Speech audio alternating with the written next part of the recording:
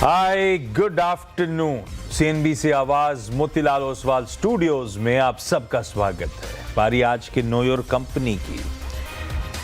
बंद होने वाले हैं इस समय। आज थोड़े दिन में 3 आईपीओ, 2 तो उसमें काफी चर्चा में है, मीशो का और एक उसका।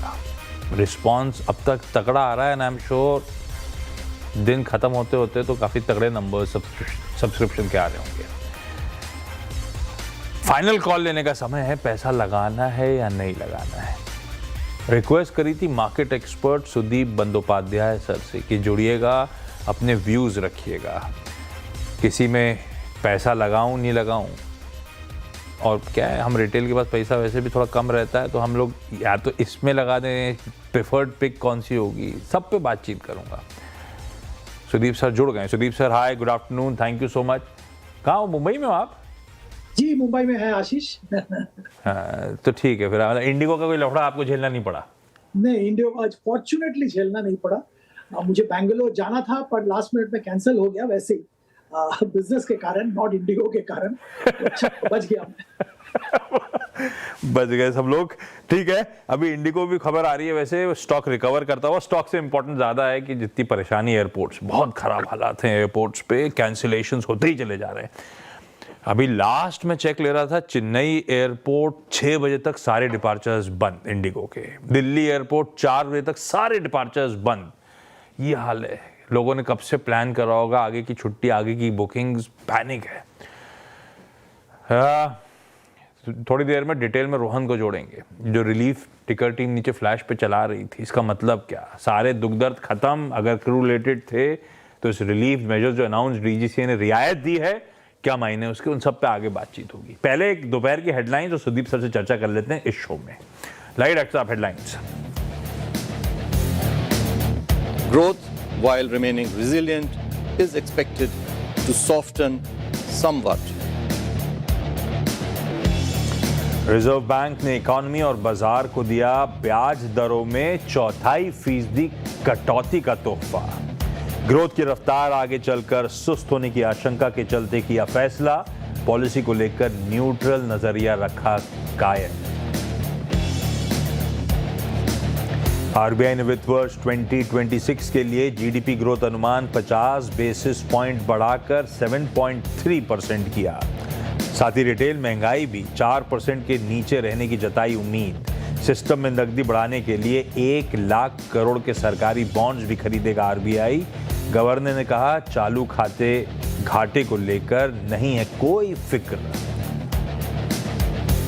रेट कट की सौगात, बाजार हुआ हैप्पी। करीब 150 अंक उछलकर निफ्टी 26,200 के पास।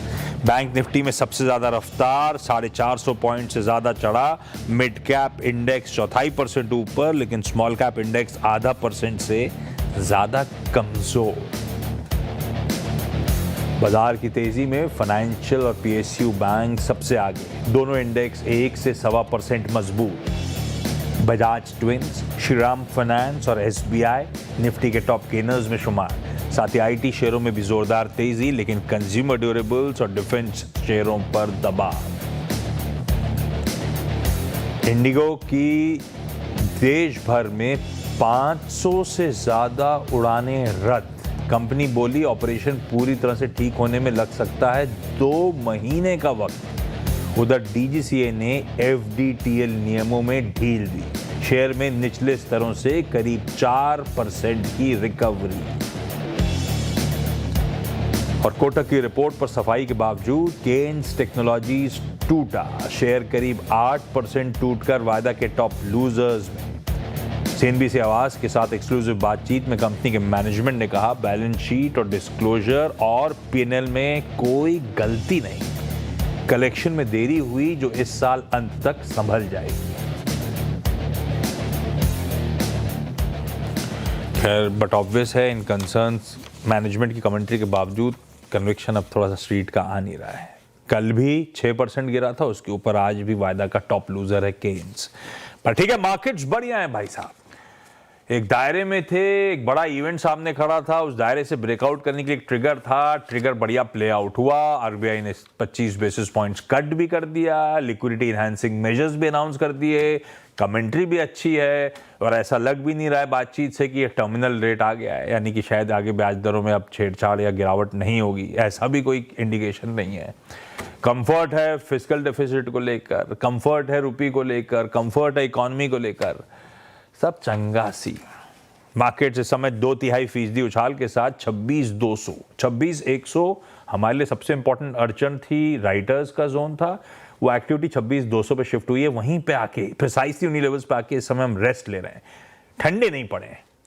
देखिए आप 26,200 पे डटे खड़े हैं। देखते हैं सेकेंड हाफ इंटरेस्टिंग होगा, अगला 1.5 घंटा या 2 घंटा जो बचा है, इस लेवल्स को पार किया तो फिर खुला मैदान है, क्योंकि फिर अगला राइटर्स का तगड़ा जोन जो है, जो अनलाइकली है, अभी तो नहीं दिख रहा कि 26,500 पे बहुत तगड़े कॉल राइटर्स हैं, पर अभी हमारे पास इमीडिएट अर्जेंट 26,200 की है, जहां पे आके इस समय रेस्ट लेता हुआ भारतीय बाजार। खैर मार्केट्स पे आगे बातचीत कर लूंगा, लेकिन सुदीप सर जुड़े हुए हैं और तीनों आईपीओ, तीनों में से 2 पे तो हम चर्चा अभी करेंगे। मीशो का आईपीओ और एक्विस का आईपीओ दोनों अब से कुछ ही देर में बंद होने वाले हैं। एक ज़माना था जब फिजिकल फॉर्म हम लिए जाते थे तो मतलब मान लो टेक्निकली 1-8 बजे के आसपास के बाद से तो कहानी ख़त्म। अब तो फिर भी थोड़ा बहुत टाइम रहता है ऑनलाइन अर्जी डालने का। मुझे याद पड़ता है कुछ ब्रोकरेजेस तो अभी भी वैसे 2, ढाई, 3, 3:30 बजे तक बंद कर देती हैं, उसके बाद नहीं, क्योंकि उनको भी तो फिर आगे प्रोसेस कराने होते हैं। तो टाइम है अभी हाथ में, अगर सुदीप सर हाँ बोलें तो। पहले किससे शुरू करें? पहले मीशो से शुरू करते हैं। बड़ी वाली वो है अभी ताजा अपडेट मीशो का है तो मेरे ख्याल से लास्ट टिक दिखा रहा है मुझे 16 टाइम्स तो आईपीओ भर गया है। अभी तो असली क्यूआईपी वगैरह के बिड्स अब आएंगे closer to the deadline. Response तो अच्छा है। सुदीप सर, मीशो कैसा लगता है? आपने मीशो की वेबसाइट यूज करी शॉपिंग के लिए क्या? जी मैंने तो यूज नहीं किया है, पर कंपनी को मैंने ट्रैक किया है आशीष जी, तो कंपनी तो अच्छा लग रहा है। आईपीओ के बारे में जरूर बात करूंगा, पर आप पूछिए क्या पूछना है। ना, मेरा तो सवाल एक ही है, अच्छा लग रहा है मतलब कंपनी मतलब अच्छी है, फंडामेंटल्स अच्छे हैं, धंधा अच्छा है, जिस स्पेस में वो अच्छी है, अगर ये सब ठीक है, फाइनेंशियल्स ठीक है तो पैसा डाल दूं, ये आप डिसाइड करो डालना है या नहीं डालना, और अगर डालना है तो क्यों और नहीं डालना है तो क्यों। 2 चीज आशीष जी यहाँ पे हम लोग को समझना पड़ेगा कि ये जो ऑनलाइन मार्केट प्लेस है जिसमें मीशो एक बेहतरीन काम कर रहा है, और यहाँ पे मॉडल थोड़ा अलग है। ये कमीशन नहीं लेते हैं, जो सेलर है इनके साइट पे उनसे कमीशन नहीं लेते हैं। उनका रेवेन्यू मॉडल दूसरा है, एडवर्टाइजमेंट के जरिए, लॉजिस्टिक सर्विस के जरिए वो अपना इनकम हासिल करते हैं, पर जो सेलर है उनसे पैसा नहीं लेते हैं। तो ये एक डिफरेंशिएटेड मॉडल है, और ये मॉडल पर्टिकुलरली पॉपुलर है, और इसका कामकाज ज्यादा टियर 2, 3, 4, 5 टाउन्स एंड सिटीज में काम ज्यादा चल रहा है। अच्छा पकड़ है, अच्छा खासा कामकाज कर रहे हैं। जो ग्रोथ है वो भी ठीक ठाक है। समस्या एक ही है, प्रॉफिटेबिलिटी नहीं है, और प्रॉफिटेबिलिटी के बाद भी कंपनी अभी तक नहीं कर रहा है। आपके चैनल पे, आपके सहयोगी चैनल पे मैनेजमेंट इंटरव्यू भी दिए हैं, पर वहां पे भी वो घुमा फिरा के भी प्रॉफिटेबिलिटी के बात पे नहीं आ रहे हैं, फ्री कैश फ्लो की बात कर रहे हैं, जो कि अच्छी बात है। वो हम बोल रहे हैं कि हम लोग फ्री कैश फ्लो पे ध्यान देते हैं, और फ्री कैश फ्लो हमारे पास है जिसके जरिए हम आगे बढ़ रहे हैं, तो बिल्कुल सही है। पर प्रॉफिटेबिलिटी जो कि मार्केट के लिए बहुत बड़ा यार्डस्टिक होता है, उस पर बातचीत अभी तक नहीं कर रहे हैं, और उसका कोई क्लियर इंडिकेशन नहीं दे रहे हैं। ये मार्केट के लिए, निवेशक के लिए एक शंका की बात है। तो मैं ये यहाँ पे मैंने पहले भी सलाह दिया है, और अभी भी यही सलाह दूंगा कि अगर आपका नजरिया लंबी अवधि का है कि आप इसमें 2-3 साल रुकना चाहेंगे, तो शायद ले सकते हैं। अगर आपका शॉर्ट टर्म, मीडियम टर्म का नजरिया है तो आप अवॉइड करिए। एक बार इसको लिस्टिंग हो जाने दीजिए, फिर ये अपना एक लेवल पे सेटल करेगा 7-10-15 दिन के बाद, उसके बाद इस पे ध्यान दिया जा सकता है। तो वापस मैं दोहरा रहा हूं, कंपनी में प्रॉब्लम नहीं है, बिजनेस में प्रॉब्लम नहीं है, प्रॉफिटेबिलिटी नहीं है, और वैल्यूएशन उस हिसाब से डिटरमाइन करना, और उस हिसाब से वैल्यूएशन डिटरमाइन करके सेल्स का मल्टीपल पे वैल्यूएशन आता है, और वो सेल्स का मल्टीपल कंपैरेटिवली रिच लग रहा है। तो इसीलिए शॉर्ट मीडियम टर्म के जो निवेशक हैं उनके लिए अवॉइड है।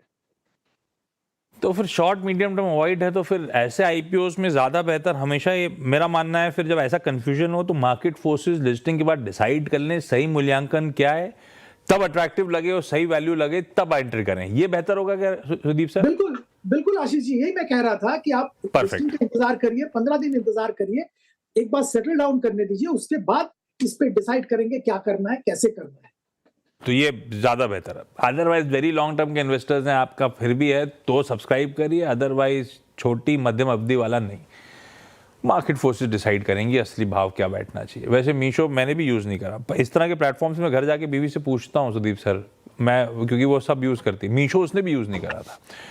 तो फिर मैंने मीशो जाके देखा तो वो सबसे अच्छी अट्रैक्टिव चीज़ थी कि एकदम सस्ते, ऐसा लग रहा था वो ट्रेंड का जैसे ज़ूडियो फॉर्मेट है वैसे यहाँ पे भी एकदम मस्त सस्ते सस्ते मार्केट प्लेस है वो, एकदम देसी अमेजॉन टाइप्स। दूसरा ये एक्कुस मैनेजमेंट से अभी मैं परसों चर्चा कर रहा था, धंधा तो इंटरेस्टिंग है, खूब हाई बैरियर्स वाला है, बोइंग एयरबस को 5000 प्रेसिजन कंपोनेंट सप्लाई करने का धंधा है। ये लॉस मेकिंग है, पर इसमें वो कह रहे हैं कि हम नए धंधे में उतरे कंज्यूमर साइड में, वो अभी पिकअप नहीं हुआ इसीलिए लॉसेज हैं, अदरवाइज हमारा कोर एविएशन धंधा अभी भी प्रॉफिटेबल है। कैसा लगता है ये एकस? सुनने में बड़ा अच्छा लगता है, बोइंग एयरबस को सप्लाई करना और कई सारे कंपोनेंट्स में हम इकलौते सप्लायर हैं, डाल दूं पैसा कि नहीं डालूं? देखिए, इसमें आशीष जी मेरा मानना यह है कि अगर आप थोड़ा एग्रेसिव इन्वेस्टर है, डालना चाहिए पैसा। जो आप कह रहे हैं वो बात बिल्कुल सही है कि एयरक्राफ्ट का जो कंपोनेंट्स है उसमें करीब लगभग 20,000 प्लस कंपोनेंट चाहिए होता है, उसमें एक छोटा हिस्सा 4-5 हजार कंपोनेंट में ये काम कर रहे हैं। और यहाँ पे भी एयरबस में इनका जो बिजनेस है, एयरबस के साथ बहुत ज्यादा बिजनेस है, करीब 80% प्लस बिजनेस एयरबस के साथ है, और बोइंग के साथ 15% के आसपास इनका शेयर है। तो और इसमें स्कोप फॉर एक्सपेंशन सिग्निफिकेंट है, और जो आईपीओ प्रोसीड्स है उसमें से एक छोटा सा हिस्सा करीब 100 करोड़ के आसपास, 70-80 करोड़ यही business aircraft component business expansion के लिए कर रहे हैं, बाकी डेट रिपेमेंट और जनरल कॉर्पोरेट पर्पसेस के लिए ही लगा रहे हैं। और ये बात बिल्कुल सही है कि जो कंज्यूमर इलेक्ट्रॉनिक्स है उसमें जो इनका बिजनेस है उसमें अभी भी लॉस है, और इसी के कारण ओवरऑल लॉस में है। पर मेन बिजनेस जो कि एयरक्राफ्ट कंपोनेंट्स का है वो बहुत ही तगड़ा बिजनेस है, सिग्निफिकेंट एंट्री बैरियर है, और यहाँ पे बेट लिया जा सकता है। अगर आप थोड़ा एग्रेसिव इन्वेस्टर है तो मेरी सलाह तो ये होगी कि एक बार इस पे बेट लीजिए, क्योंकि एक बहुत ही अच्छा वैल्यूएशन, अच्छा लेवल ये कंपनी जा सकता है। वैसे मैनेजमेंट तो बात कर रहा है कि कभी आगे चल के इंडियन एयरक्राफ्ट बनाने की भी उम्मीद रखते हैं, तो उसी क्षेत्र में जुड़े हुए हैं, तो मैं तो इसको सपोर्ट कर रहा हूँ। तो मतलब मीशो में रुक जाऊं, बेहतर है कि 15 दिन रुकें और देखें हो क्या रहा है। छूट गई बस तो छूट गई, नहीं तो इन्फॉर्म डिसीजन मेकिंग वो बेहतर होगी। एक्कुस में लॉन्ग टर्म के इन्वेस्टर सब्सक्राइब कर ले, ऐसा कह रहे हो आप ना सुदीप सर? फाइनल कंक्लूजन ये? जी बिल्कुल ठीक, बिल्कुल। Sudeep sir thank you so much. जाइए भाई, आपने अपनी वेबसाइट खोलिए और मन बनाइए, पढ़ाई कर लीजिए, और पैसा डालने का ज़्यादा टाइम बचा नहीं, आज लास्ट डे दोनों आईपीओस का। ब्रेक ले रहा हूँ। बढ़िया मार्केट्स पोजीशनड हैं, आखिरी का बेहद इंटरेस्टिंग 1.5 घंटा, वीक का आखिरी 1.5 घंटा सामने खड़ा है। बढ़िया पैनल होगा सीएनबीसी आवाज़ पे आप सबको गाइड करने के लिए, मार्केट्स का यहाँ से अप्रोच, रणनीति, कमाई के मौके, सब पे डिटेल डिस्कशन, बस छोटे से ब्रेक के उस पार। नमस्कार।